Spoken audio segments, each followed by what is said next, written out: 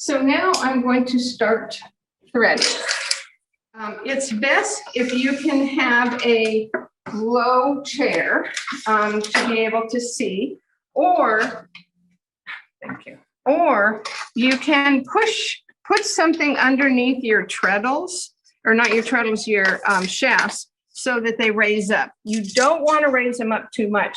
At this point, I'm just using my feet to push down on the treadles so that they're up a ways. So I'm going to start threading, and don't worry, you're not going to have to watch me thread the whole way, but I want you to see the way that I thread. So I take some in at this draft. I have 3 1s and 3 2s. So I'm taking 3 1s and 3 2s. And I take my hand here. I use my index finger.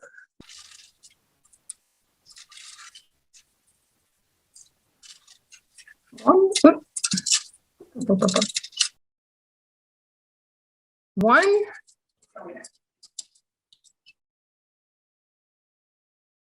Okay, and 2. And so this is how I thread the whole way. Well, this is not the pattern the whole way, but this is the beginning of this pattern. And then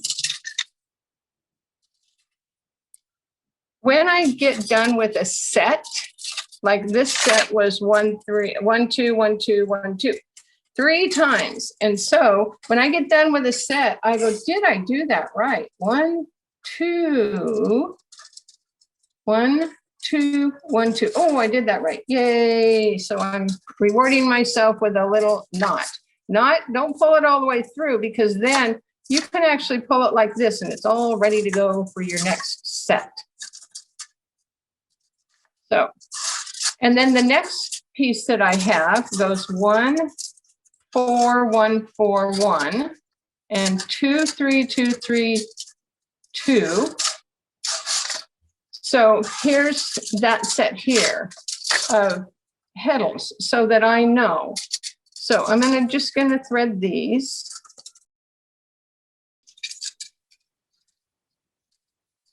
So I have a 4. And again, I go whatever is next, or that's a 1, a 4, and then a 4.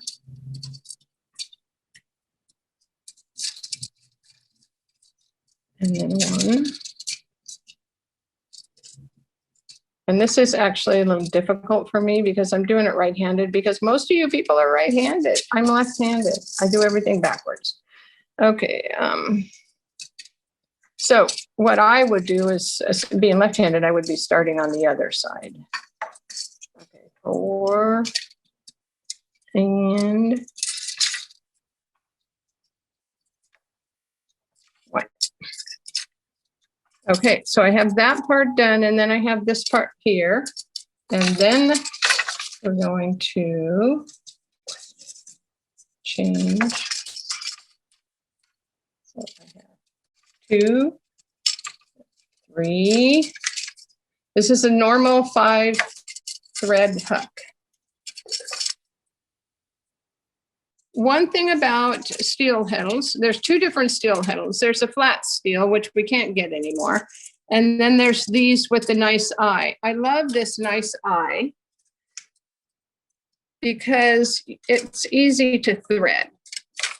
I like and they also, these swish back and forth really easy. Now I like textile Heddles because they are, they're just as easy to thread. They don't slide as easy. They have a nice eye to them, but they're also really quiet. So these are noisy, and when you're weaving, they tend to make noise.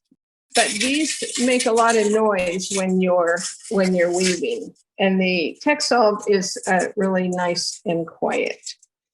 I actually like them both. So on some looms, you don't want to put textile on because they need the weight. If I had textile on this loom here, the weight of the textile would not let that shaft go back down. I'm done threading this set. This is a 1 4 1 4 1 2 3 2 3 2, and I get to reward myself again by doing this.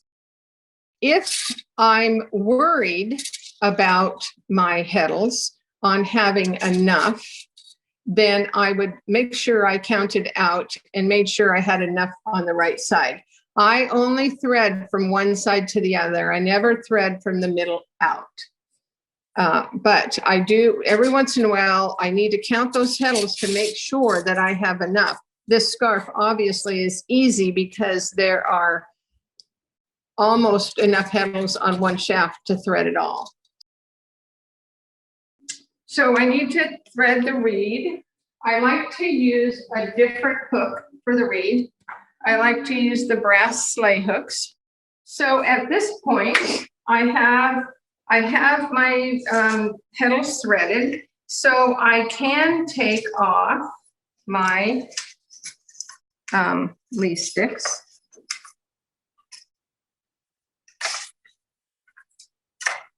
There.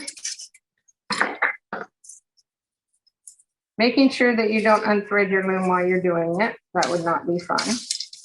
Okay, so I can take them out now, because your Heddles will slide nicer if they don't have to work with the leaf sticks. Now this time, just because I'm going to do left-handed, just because it'll be faster for you guys. I'm going to, I need more yarn here so that I can have it drape over. And so if I threaded from the other side, I can do a couple from the other side to start. I would just take my finger again. I would come in here. I would pull, take my finger again and pull.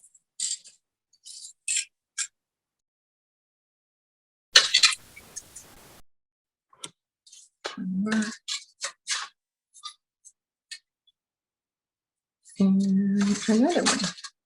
Okay, now the other important thing that you need to do is, take those back out. Depending upon how big your warp is, how wide your warp is, you need to make sure the center of this is right here. And I know that this scarf is 4 inches on either side, so it's an 8-inch scarf. So I'm going to start it over here. It is very important that if you have a wide one and you're worried about whether you're going to have room, make sure you do your measurements so that you don't get to the other side and say, oh, I wish I had 2 more slots. So I'm going to start mine over here. And I'm just going to thread my reed. So I just go through. And so I'm going to go like this.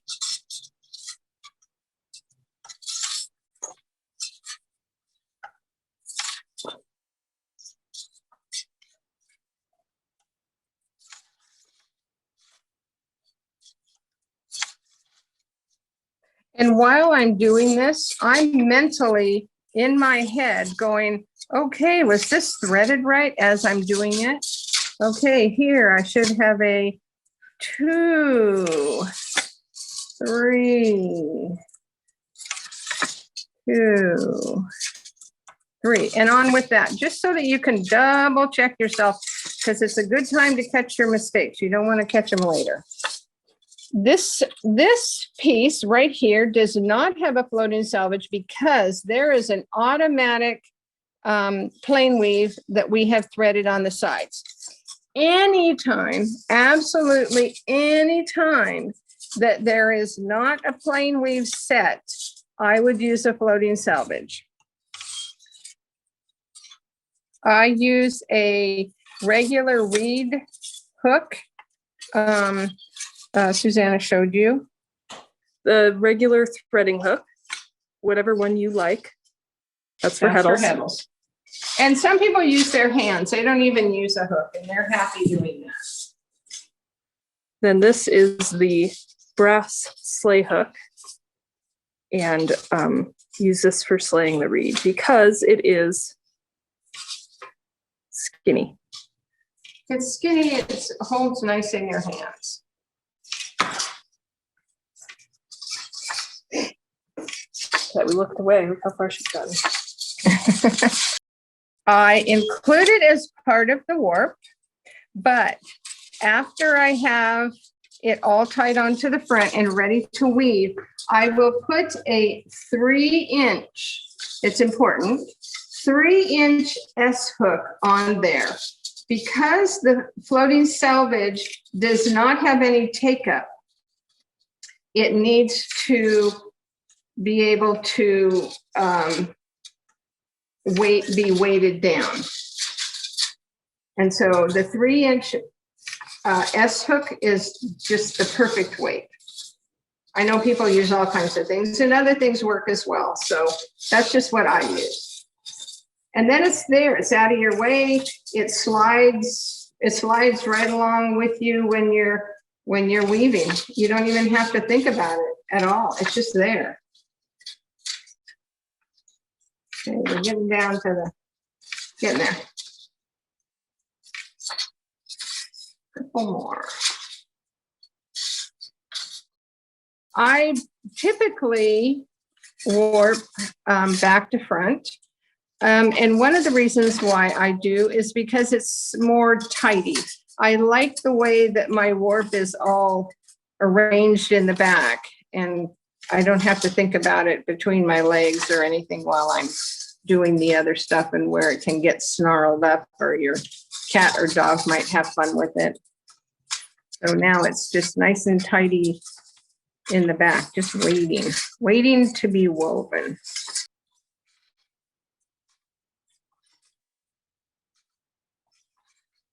And I know that people do it going up or going down.